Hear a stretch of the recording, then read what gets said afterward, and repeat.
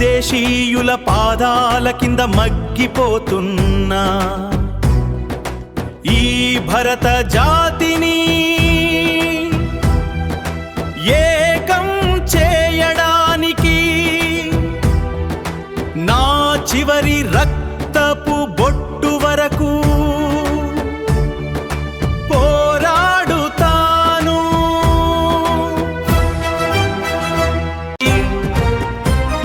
ఖడ్గమై జన్మించిన వీరుల నేల ఇది, సింహాల గర్జనలే రాజ్యపు శబ్దమది. భూమాత కన్నీటికి ప్రతీకార సమయమది. ఒక్కటై నిలబడే భారత వీరుల గాథ ఇది.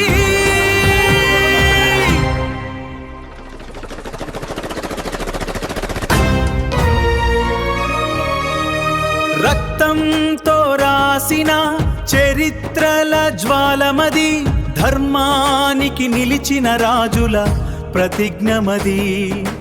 విడిపోయిన గుండెలను ఒక్కటిగా కట్టేది భరతమాత పిలుపే, వీరుల శక్తి అది.